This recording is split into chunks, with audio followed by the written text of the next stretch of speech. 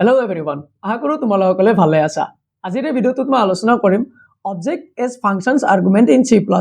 ফাংশনৰ ভিতৰত যিদৰে আমি ভেৰিয়েবল এটা আৰ্গুমেন্ট হিচাপে পাস কৰিব পাৰো, ঠিক তেনেকৈ ক্লাছৰ অবজেক্ট এটা আমি পাস কৰিব পাৰো। তো এই টপিকটোৰ ওপৰত আজি আমি অলপ ডিপলি আলোচনা কৰিবলৈ চেষ্টা কৰিম। চিন্তা কৰিব নালাগে, গোটেইখিনি থিওৰিটিক্যালি আলোচনা কৰিম প্লাস মই প্ৰ্যাকটিক্যালি গোটেইখিনি আলোচনা কৰিম। So without wasting more time, I am going to discuss this topic. আৰু যদি তোমালোক মোৰ আগৰ ভিডিঅ'বিলাক সিৰিয়েল ৱেত চাই অহা নাই, and this is my assurity, you are not going to understand this topic. So this is my humble request, you go and watch those previous videos in a structured form, then you come here, then you will understand everything nicely. So you will get the link in the I button or you will get the link in the description section. Now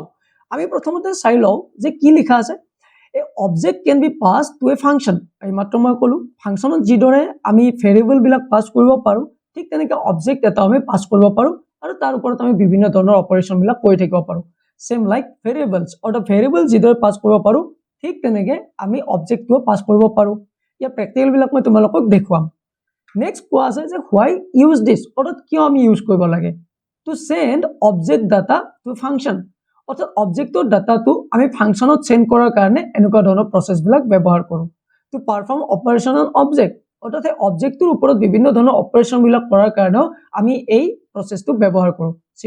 programming ল্যাঙ্গুৱেজৰ এইটো এটা বহুত বেছি important ফিচাৰ্স আৰু এইটো ব্যৱহাৰ কৰি আমি বিভিন্ন ধৰণৰ ডেভেলপমেন্ট কৰি থাকিব পাৰো। নেক্সট এই যেটো অবজেক্ট আমি ফাংশনছৰ আৰ্গুমেন্ট হিচাপত পাস কৰিব পাৰো, ইয়াত আমি দুটা মেথড আছে। এটা মেথড হৈছে পাস বাই ভ্যালু আৰু এটা হৈছে পাস বাই ৰেফাৰেন্স, অৰ্থাৎ আমি ভ্যালু হিচাপত পঠাব পাৰো আৰু ৰেফাৰেন্স হিচাপত পঠাব পাৰো। আচ্ছা, দুইটাৰে ইউজ কেसेस দুটা কেনেকুৱা হয় মই প্ৰ্যাকটিক্যালি তোমালোকক দেখুৱাম। আচ্ছা, পাস বাই ভ্যালুত কেনেকুৱা কি হয়, a copy of object is passed, অৰ্থাৎ যিটো অবজেক্ট আমাৰ ক্ৰিয়েট কৰিম সেই অবজেক্টটোৰ এটা কপিহে আমি পাস কৰি দিওঁ, অৰ্থাৎ যিটো অবজেক্টৰ ৰিয়েল ভ্যালু থাকিব সেইটো কেতিয়াও চেঞ্জ নহয়, অৰ্থাৎ অৰিজিনেল অবজেক্ট ৰিমেইন আনচেঞ্জ। যদি মোৰ এটা অবজেক্টৰ ভ্যালু যদি মোৰ ইয়াতে 50 আছে, এই 50 টো কেতিয়াও মোৰ চেঞ্জ নহয়। মই সাপোজ 50 আছে, এইটো কেতিয়াও চেঞ্জ নহয়। যিটো কপি কৰি পেলাই মই পঠাম তাৰ ওপৰত মই যি ইচ্ছা তাকে কৰি থাকিব পাৰিম ফাংশনছৰ দ্বাৰা, কাৰণ মই ফাংশনৰ ভিতৰত তাক পাস কৰি দিম। তো ফাংশনৰ ভিতৰত যি ম্যানিপুলেট কৰিব লাগে গোটেইখিনি মই কৰি থাকিব পাৰিম। তো মই 50 টো চেঞ্জ কৰি 60 কৰিব পাৰিম। অৰ্থাৎ পাস বাই ভ্যালুত আমি যিকোনো এটা অবজেক্টৰ কপি এটাহে পঠাই দিম। এই থিওৰিটো বহুত বেছি ইম্পৰ্টেন্ট, ইয়াৰ ওপৰত তোমালোকৰ ফাইনেল এক্সামত কোৱেশ্চন আহিছিলে। তো এইটো এটা স্ক্ৰিনশ্বট লৈ ল'বা বা তোমালোকে নোট ডাউন কৰি ল'বা। ওকে, পাস বাই ভ্যালুটো আমি গম পালো। তো পাস বাই ৰেফাৰেন্সটো কি হয়? পাস বাই ৰেফাৰেন্সত কি হয়, original object is passed using reference, অৰ্থাৎ ৰেফাৰেন্স আমি ইউজ কৰি পেলাই আমি অৰিজিনেল অবজেক্টটো পাস কৰি দিম। যদি মোৰ s1 ৰ ভ্যালু যদি ইয়াতে 50 আছে, তো মই এই যেটো 50 থাকিব এইটো অৰিজিনেল অবজেক্টটো মই পাস কৰি দিম, অৰ্থাৎ এইটো মোৰ চেঞ্জ হৈ থাকিব পাৰে। চেঞ্জেছ এফেক্ট অৰিজিনেল অবজেক্ট, অৰ্থাৎ অৰিজিনেল যেটো অবজেক্ট থাকিব, যদি মোৰ অবজেক্টৰ ভ্যালু 50 আছে তো 50 টো চেঞ্জ হৈ থাকিব পাৰে। কিন্তু যদি মই পাস বাই ভ্যালু কৰো, ইয়াতে মোৰ ডুপ্লিকেট কপি এটাহে পঠাই দিম, অৰ্থাৎ কপি কৰি পেলাই পঠাই দিম। তো ইয়াৰ যেটো ৰিয়েল ভ্যালু সেইটো কেতিয়াও চেঞ্জ নহয়। ইয়াৰ থিওৰিটো আহে, ইয়াৰ মাজত ডিফাৰেন্সও ঘটে। তো তোমালোকে এইখিনি নোট কৰি ল'বলৈ নাপাহৰিবা। ভিডিওটো চাই ভাল পালেও লাইক কৰিবলৈ নাপাহৰিবা। এতিয়া মই তোমালোকক এই পাস বাই ভ্যালু আৰু পাস বাই ৰেফাৰেন্সে কেনেকৈ কাম কৰে সেই গোটেইখিনি মই এতিয়া প্ৰ্যাকটিক্যালি প্ৰগ্ৰাম এটা এটা কৰি পেলাই দেখুৱাম। তাৰ আগত যদি তোমালোকে মোৰ নোটখিনি বাই কৰা নাই, তোমালোকে বাই কৰি ল'ব পাৰিবা, কাৰণ কনচেপ্টখিনি ইয়াৰ পৰা চাব পাৰিবা আৰু নোটখিনি বহুতখিনি হেল্পফুল হ'ব। ইয়াত থাকিব 1 mark 2 mark 3 mark 5 mark SQL related question, programming related question, আৰু এই কুৱেশ্চনবিলাক গোটেইখিনি ষ্ট্ৰাকচাৰড ফৰ্মেট সিলেবাস ৱাইজ প্ৰভাইড কৰা আছে। যদি তোমালোকে এইখিনি ল'ব বিচাৰিছা, এই নম্বৰটো তোমালোকে ইউপিআই কৰি পেমেন্ট কৰিবা, তাৰ এটা স্ক্ৰিনশ্বট ল'বা আৰু হোৱাটছআপ নম্বৰটো পঠাই দিবা আৰু নোটখিনি তোমালোকে ঘৰতে বহি পঢ়ি থাকিব পাৰিবা। আৰু ইয়াৰ পৰা বহুখিনি কমন পৰিব। তোমালোকক মই আই বাটনত এটা ভিডিও দি দিছো, এইটো চাই ল'বা আৰু ষ্টুডেণ্টে কেনেকুৱাকৈ হেল্পফুল পাইছিলে মোৰ নোটছৰ পৰা এইখিনি তোমালোকে ইয়াৰ পৰা চাই ল'ব পাৰিবা। এতিয়া মই তোমালোকৰ আগত আইডিটো ওপেন কৰি লৈছো আৰু এটা এটাকৈ প্ৰগ্ৰামখিনি মই তোমালোকক দেখুৱাই দিছো। মই আজি ইয়াতে প্ৰগ্ৰামটো এটা এটাকৈ লিখি নাযাওঁ, কাৰণ লিখি গ'লে প্ৰগ্ৰামটোৰ ভিডিওটো বহুত বেছি দীঘল হৈ যায়। মই ইয়াতে প্ৰগ্ৰামটো লিখি থৈ দিছো, তোমালোকে চিন্তা কৰিব নালাগে স্যাৰ লিখি থৈ দিছে এতিয়া স্যাৰ একো বুজিয়ে নাপাম। You no need to worry, I will discuss this program one by one. এটা এটা স্টেটমেন্ট মই বুজাই আছো। এতিয়া প্ৰথমতে মই এটা ফাংশন লৈছো পাস বাই ভ্যালু, অৰ্থাৎ ভ্যালু পাস কৰি পেলাই প্ৰগ্ৰাম এটা লৈছো, আৰু এটা পাস বাই ৰেফাৰেন্সৰো প্ৰগ্ৰাম লৈছো। এটা মই পাস বাই ভ্যালু প্ৰগ্ৰামটো বুজাই দিছো এটা এটাকৈ। তোমালোকে ভিডিওটো কনসেন্ট্ৰেট কৰি চাই থাকা, তেতিয়া তোমালোকে এইখিনি বুজি পাবা। আৰু কোডখিনি তোমালোকে কপিত লিখি ল'বা, তোমালোকে যেতিয়া নিজৰ ল্যাপটপত প্ৰ্যাকটিস কৰিবা অথবা কম্পিউটাৰত প্ৰ্যাকটিস কৰিবা গোটেইখিনি বুজি পাবা। প্ৰথমতে মই ইয়াতে হেডাৰ ফাইল এটা লৈছো আৰু ইয়াতে ইউজিং নেমস্পেস std, যেটো আমাৰ বেসিক ষ্ট্ৰাকচাৰ সেইটো ফলো কৰি পেলাই ইয়াতে লিখি লৈছো। এতিয়া মই ইয়াতে এটা ষ্টুডেন্ট নামৰ ক্লাস লৈছো, অৰ্থাৎ আগৰ এক্সাম্পল বিলাকে লৈছো, যেটো মই আগৰ পৰা এক্সাম্পল লৈ আছো মাৰ্কৰ, সেইটো এক্সাম্পলৰ ওপৰত বেস কৰি পেলাই মই প্ৰগ্ৰামটো লিখিছো মই এটা ষ্টুডেণ্ট নামৰ ক্লাছ লৈছো আৰু ইয়াতে পাব্লিক এক্সেছ স্পেচিফায়াৰৰ ভিতৰত এটা ডাটা মেম্বাৰ লৈছো মাৰ্ক বুলি আৰু দুটা মেম্বাৰ ফাংচন লৈছো এটা হৈছে সেট ডাটা আৰু এটা হৈছে ডিসপ্লে ডাটা অৰ্থাৎ ডিসপ্লে বুলি এই দুটা আমাৰ মেম্বাৰ ফাংচন আৰু এই দুটা হৈছে আমাৰ ডাটা মেম্বাৰ আৰু এতিয়া তোমালোকে নকবা স্যাৰ এইবিলাক কি ডাটা মেম্বাৰ স্যাৰ এক্সেছ স্পেচিফায়াৰ কি মেম্বাৰ ফাংচন কি তোমালোকক মই কৈছোৱে সিৰিয়ালি ভিডিওবিলাক চাইছো এইবিলাক বুজি পাবা আৰু যদি চোৱা নাই এইবিলাক চাবা আই বাটনত লিংক পাই যাবা তাৰ পৰা তোমালোকে চাই লবা বা ডেসক্ৰিপচন সেকশনত আছে চাই লবা প্লেলিষ্ট ফলো কৰিবা তেতিয়া গোটেইখিনি ষ্ট্ৰাকচাৰ ফৰ্মত বুজি পাবা ওকে মই ইয়াতে মাৰ্ক নামৰ এটা ভেৰিয়েবল ললো আৰু ইয়াতে এটা সেট ডাটা নামৰ ডাটা মেম্বাৰ ফাংচন ললো ইয়াতে মই কি কৰিছো এটা প্যাৰামিটাৰ পাস কৰিছো ইন্টিজাৰ m আৰু যেটো ইন্টিজাৰ m লৈছো তো এইটো এটা মোৰ প্যাৰামিটাৰ অৰ্থাৎ ইন্টিজাৰ টাইপৰ ভ্যালু এটা ই লব একসেপ্ট কৰিব আৰু ইয়াৰ ভিতৰত এটা স্টেটমেন্ট কি কৈছো m ৰ যেটো ভ্যালু হ'ব হেতু মাৰ্ক নামৰ যেটো ভেৰিয়েবল লৈছো ইয়াতে এসাইন কৰি দিছো মাৰ্কস ইকুৱেল m লিখিছো নে লিখা নাই লিখিছো অৰ্থাৎ m যেটো প্যাৰামিটাৰৰ ভ্যালু হ'ব অৰ্থাৎ মেইন ফাংচনৰ পৰা আহিব হেতু মাৰ্ক নামৰ ভেৰিয়েবলটো এসাইন কৰি দিছো আচ্ছা স্যাৰ সেট ডাটাৰ ভিতৰত যে ইন্টিজাৰ m লিখিছে তো এই m ৰ ভ্যালুটো আহিব কৰ পৰা এইটো আহিব ইয়াৰ পৰা যেতিয়া মেইন ফাংচনত মই অবজেক্ট এটা ক্ৰিয়েট কৰি ইয়াতে ভ্যালু এটা পাস কৰিম দেখা পাইছে নে পোৱা নাই ষ্টুডেন্ট নামৰ এইটো এটা মই ক্লাস ক্ৰিয়েট কৰিছো ইয়াৰ ভিতৰত এইটো এটা s1 অবজেক্ট ক্ৰিয়েট কৰিছো আৰু s1 অবজেক্টটোৰ দ্বাৰা সেট ডাটা নামৰ যেটো ডাটা মেম্বাৰ এটা মেম্বাৰ ফাংচন তো মেম্বাৰ ফাংচনটো এক্সেস কৰি ইয়াৰ ভিতৰত 50 নামৰ যেটো আৰ্গুমেন্ট হেতু মই ইয়াতে পাস কৰিছো আৰু ইয়াতে প্যাৰামিটাৰেৰে মই এটো একসেপ্ট কৰি লৈছো তো 50 টো ইয়ালৈকে আহিব আৰু m ৰ ভ্যালুটো 50 আছিল তো এই 50 টো মাৰ্কত ইয়াতে এসাইন হৈ যাব তো এইটো ফাংচনৰ কাম হ'ব এইটো হ'ব নেক্সট এই ক্লাছটোৰ ভিতৰত আৰু এটা ফাংচন লৈছো এইটো ফাংচনৰ কাম কি হ'ব এইটোৰ কাম হ'ব ডিসপ্লে কৰা কি ডিসপ্লে কৰিব ডিসপ্লে ফাংচন যে ই যে সি আউট কৰিব অৰ্থাৎ ডিসপ্লে কৰিব যেটো মাৰ্ক নামৰ আমাৰ ভেৰিয়েবল ইয়াতে লৈছো এই মাৰ্কটোৰ যেটো ভেৰিয়েবলৰ ভ্যালু হ'ব হেতু এই ডিসপ্লে নামৰ ফাংচনটোই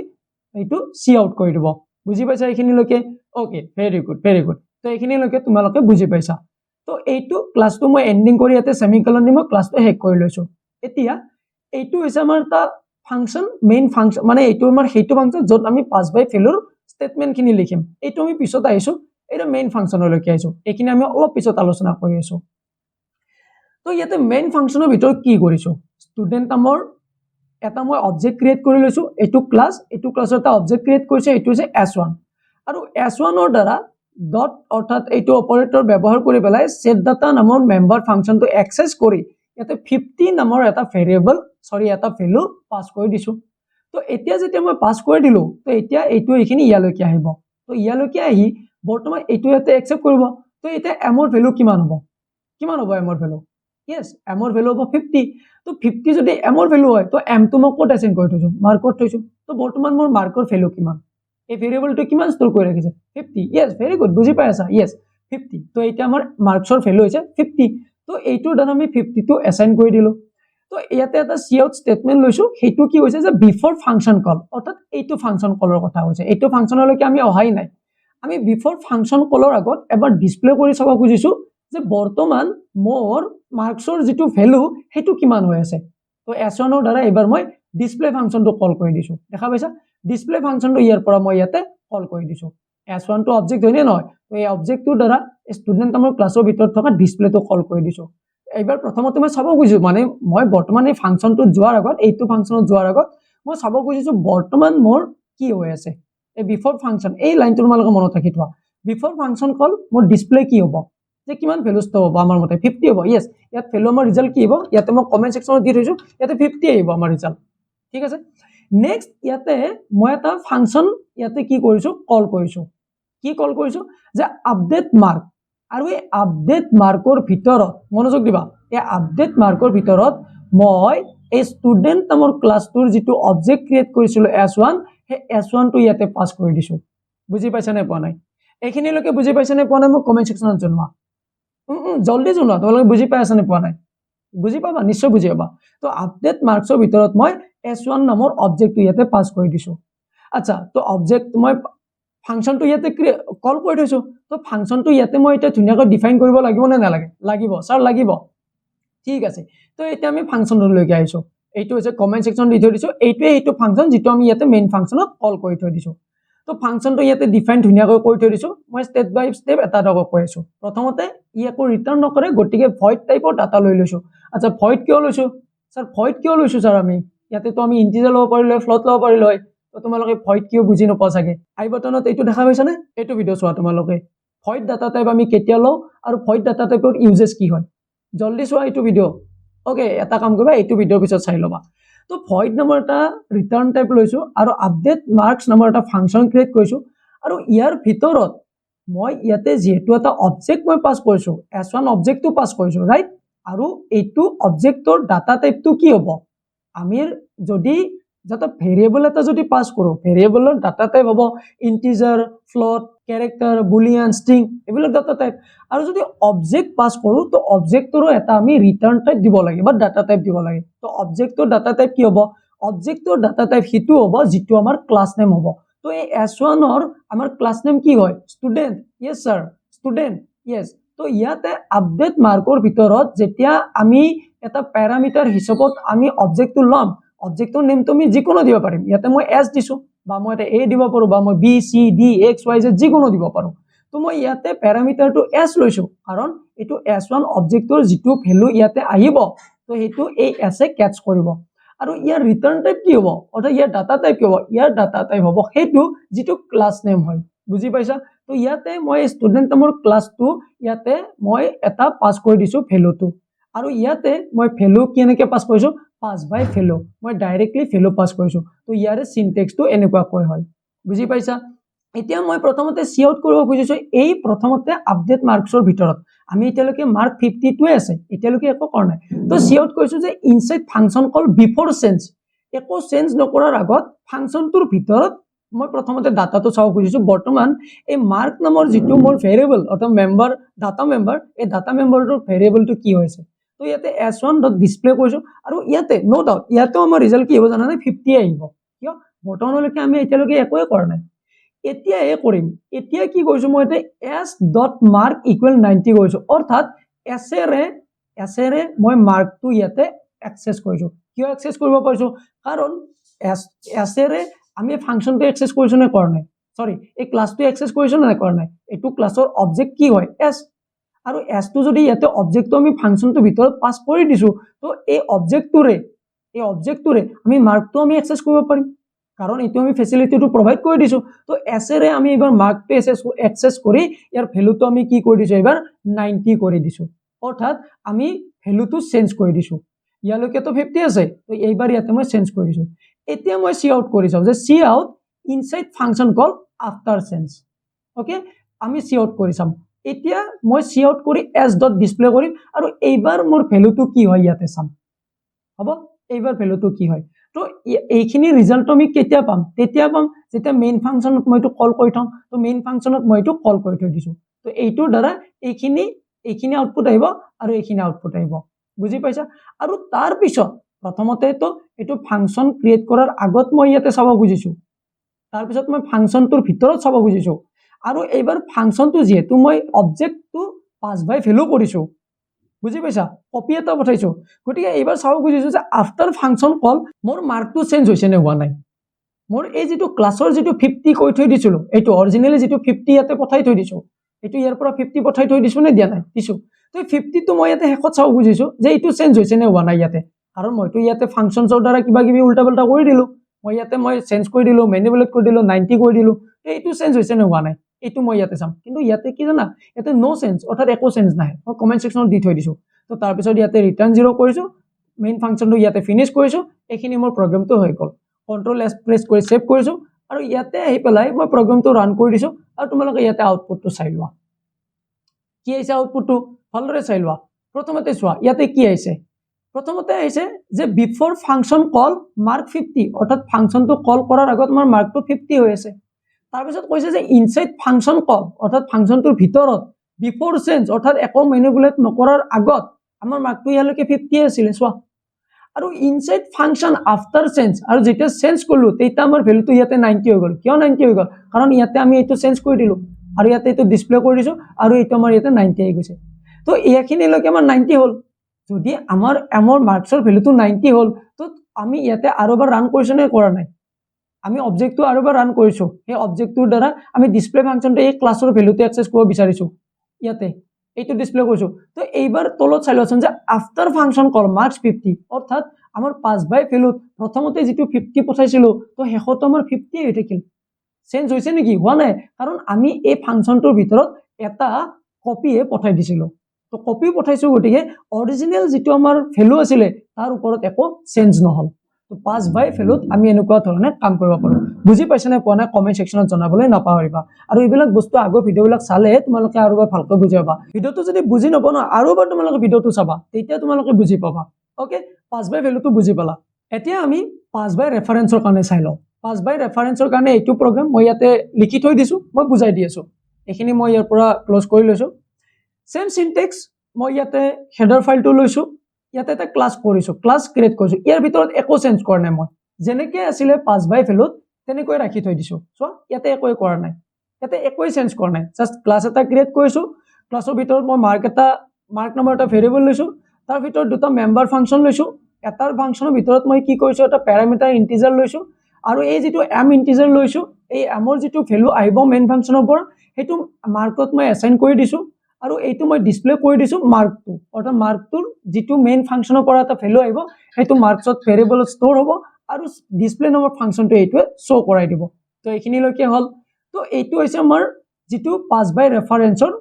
ফাংচনস তো ইয়াৰ আগত মই মেইন ফাংচনলৈকে আহিছো ইয়াতো সেম কৰিছো কি কৰিছো মেইন ফাংচনত ষ্টুডেন্ট নামৰ ক্লাসটোৰ মই এটা অবজেক্ট ক্ৰিয়েট কৰিছো এইটো হৈছে s1